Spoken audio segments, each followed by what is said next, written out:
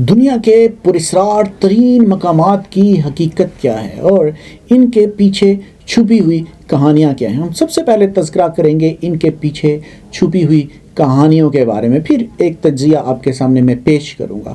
دنیا کے 3 مقامات کو پراسرار ترین ہونے کے حوالے سے بہت ہی شہرت حاصل ہے۔ ان میں سے ایک ہے برمودا ٹرائی اینگل، اور دوسرا ہے مانووامی، اور تیسرا ہے الاسکا ٹرائی اینگل۔ ان تینوں جگہوں میں مشترک بات یہ ہے کہ یہ تینوں سمندری علاقے ہیں۔ سمندر تو ویسے بھی پراسراریت سے بھرا ہوا ہے، لیکن ان تینوں مقامات کی شہرت سب سے زیادہ ہے، کیونکہ یہاں کہا جاتا ہے کہ کوئی بھی بحری جہاز یا ہوائی جہاز اگر چلا جائے تو واپس نہیں آتا۔ سائنسدان اس کی توجیہ پیش کرتے ہیں کہ یہاں گیسز ہیں، خاص طور پہ میتھائن وغیرہ، اس کے بہت سارے ذخائر ہیں جو یہاں سے گزرنے والے بحری جہازوں یا ہوائی جہازوں پر اثر انداز ہوتے ہیں اور انہیں تباہ کر دیتے ہیں۔ لیکن وہ کچھ عجیب و غریب واقعات بھی بتاتے ہیں۔ ان میں سے ایک واقعہ جو ہے وہ یہ ہے کہ سائنسدانوں کی جو تحقیق کی نفی بھی کرتا ہے، وہ یہ ہے کہ ایسا ایک جہاز وہاں پر گیا جس میں 350 مسافر تھے، لیکن وہ غائب ہو گئے، لیکن جہاز صحیح سلامت ساحل پر پہنچ گیا اور اس پر موجود تمام اشیاء بھی محفوظ تھیں۔ اس کے بعد چند ایسے افراد کے بارے میں بھی جو ہے وہ کہانیاں سنائی جاتی ہیں جو یہاں غائب ہوئے لیکن بعد میں مل گئے، اور ان لوگوں میں پراسرار تبدیلیاں آ چکی تھیں، جیسے کہ ان میں سے اگر کوئی بھی کسی خطرناک بیماری کا شکار تھا تو وہ ٹھیک ہو چکا تھا۔ ایک ایسے لڑکے کے بارے میں بھی بتایا گیا جو انتہائی نالائق تھا لیکن واپس آیا تو میتھمیٹکس کا ماہر بن چکا تھا۔ بہت سارے محقق بھی ان علاقوں میں گیس کے خطرناک ذخائر ہونے کی نفی کرتے ہیں۔ برمودا ٹرائی اینگل کا جو کل رقبہ ہے وہ 11,40,000 میٹر بتایا جاتا ہے، جس کا ایک سرا جو ہے وہ جزائر برمودا اور دوسرا مشرقی سرا پورٹوریکو، اور تقریباً جو جنوب مغربی سرا ہے وہ میامی یعنی فلوریڈا میں ہے، جو ایک امریکن ریاست ہے۔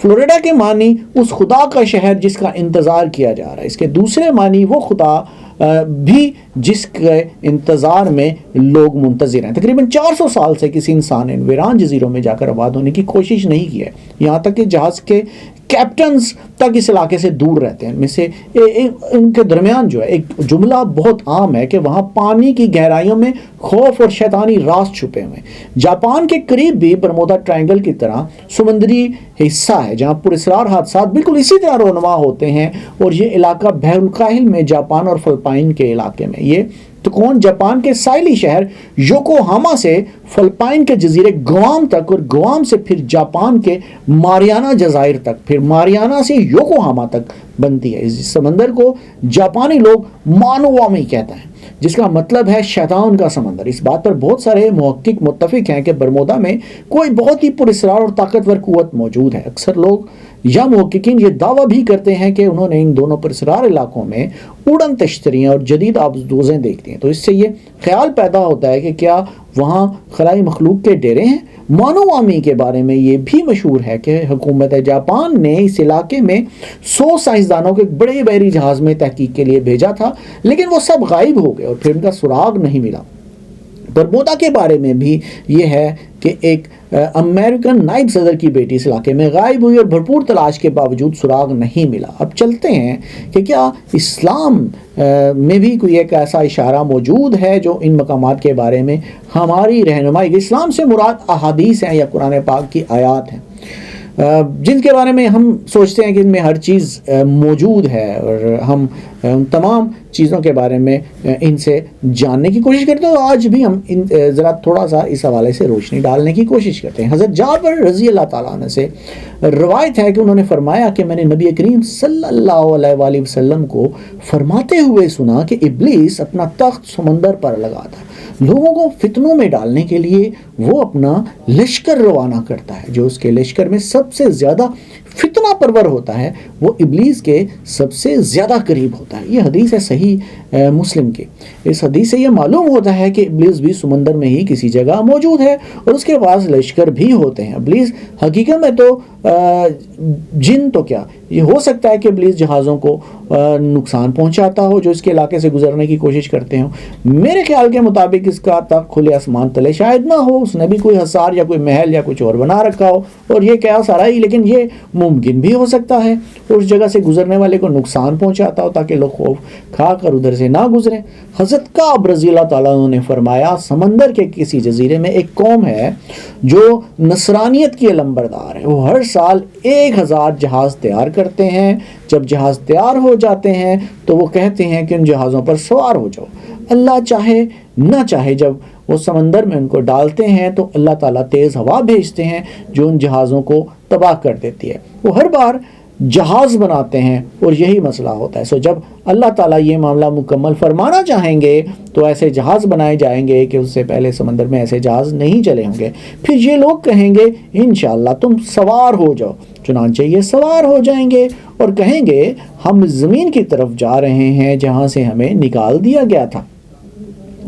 یہ بھی ہو سکتا ہے کہ یہ قوم ان پانیوں کی طرف ہو اور وہاں جانے والوں کو غائب کر دیتی ہو۔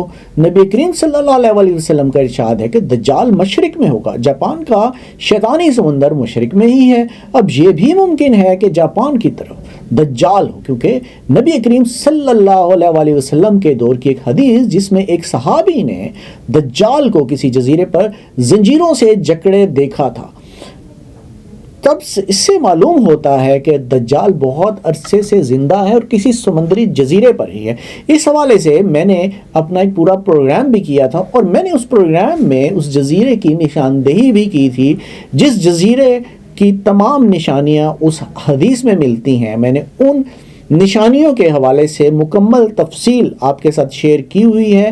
اس پروگرام کو میں ڈسکرپشن میں اس کا لنک دے دوں گا، اگر آپ نے اس کو دیکھنا ہوا تو آپ اس جزیرے کو جو اس وقت پاکستان میں موجود ہے حیرت انگیز طور پر آپ اس میں جان سکتے ہیں کہ دجال کے بارے میں حدیث پاکستان کے کس جزیرے کی طرف اشارہ کرتی ہے۔ تو اب چلتے ہیں ذرا تھوڑا سا واپس پروگرام کی طرف۔ دجال کے بارے میں ہم بات کرتے تھے کہ وہ اس جزیرے پر موجود ہے جس کا میں ابھی ذکر کر رہا تھا۔ پھر اس حدیث سے یہ بھی پتہ لگتا ہے کہ وہ بے پناہ طاقتوں کا مالک ہے۔ ان طاقتوں کے ہوتے جہاز غائب کر لینا کوئی مشکل کام نہیں ہے۔ ایک چیز اور بھی ان سمندری حصوں کو پراسرار بناتی ہے، وہ یہ ہے کہ ڈاکٹر جیسوب جن کے بارے میں مشہور تھا کہ وہ ایڈن تشتریوں اور برمودا ٹرائنگل کے نزدیک پہنچ چکے ہیں، ان کو پراسرار طریقے سے قتل کر دیا گیا۔ ان کی تحقیق کو جیمز ای میک ڈونلڈ نے آگے بڑھانا چاہا لیکن وہ بھی مارے گئے۔ کے بارے میں مشہور یہی کیا گیا کہ انہوں نے خودکشی کی اور سائنسدان رو پامر کو بھی زندہ ڈبو دیا گیا۔ ان لوگوں نے جو تحقیقات کی تھیں ان کو کبھی بھی منظر عام پر نہیں لایا گیا۔ دلچسپ بات یہ ہے کہ تمام امریکی صدور اپنے الیکشنز میں ان سائنسدانوں کی تحقیقات جو انہوں نے اڑن تشتریوں پر کی تھی ان کو منظر عام پر لانے کا وعدہ کرتے ہیں، لیکن آج تک کوئی بھی نہیں لے کر آیا۔ باراک اوباما نے بھی یہ وعدہ کیا لیکن پورا نہیں کیا۔ پھر اور بھی صدر آتے گئے لیکن کسی نے وعدہ پورا نہیں کیا۔ امریکہ اور اسرائیل کو اسلامی دنیا میں برائی کی طاقتیں خیال کیا جاتا ہے۔ شیطان، دجال یا حضرت کعب رضی اللہ تعالیٰ عنہ کی حدیث کے مطابق جن لوگوں کے بارے میں بتایا گیا ہے وہ سب بھی برائی کے محور سمجھے جاتے ہیں۔ تو یہاں یہ خیال جنم لیتا ہے کہ کیا جو بھی طاقت ان علاقوں میں پوشیدہ ہے اس کے بارے میں امریکہ کو علم ہے اور اسی وجہ سے تحقیقات کو منظر عام پر نہیں لایا جاتا ہے۔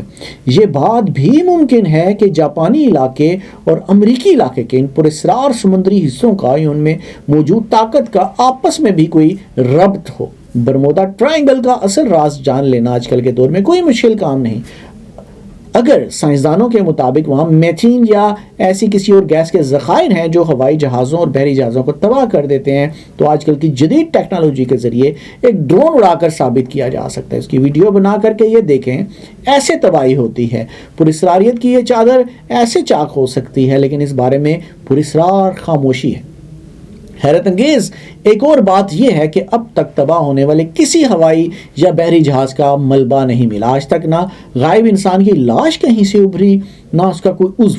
کولمبس جس نے امریکہ دریافت کیا تھا اس نے بھی اس علاقے کی پراسراریت کا ذکر کیا ہے کہ یہاں اس نے بجلی اور آسمان سے سرخ آگ کو اترتے دیکھا۔ آگ کو جنات سے نسبت ہے، یہاں جنات بھی ہو سکتے ہیں اور شیطان بھی ایک جن تو ہے۔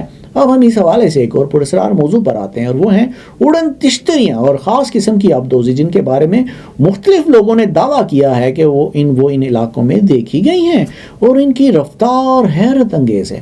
1951 میں یہ کہا جاتا ہے کہ ایک اڑن تشتری امریکہ کے فوجی ایئرپورٹ پر اتری، جس سے 3 افراد اترے اور امریکی صدر آئزن ہاور سے ملے۔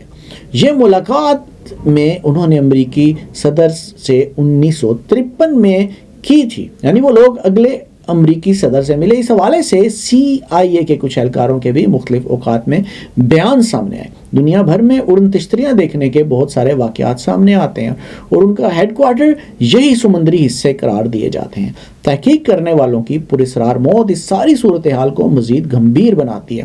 اگر واقعی وہاں سے اڑن تشتریاں اڑتی ہیں تو وہ کون ہیں جو ہماری اس معلوم دنیا کی ٹیکنالوجی سے کئی صدیاں آگے ہیں؟